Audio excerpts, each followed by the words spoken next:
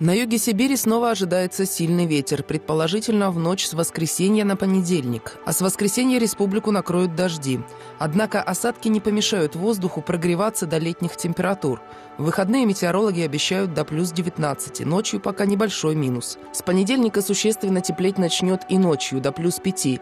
Днем в первые дни предстоящей недели около 20. В среду плюс 24 в светлое время суток, 6 градусов со знаком плюс в темное.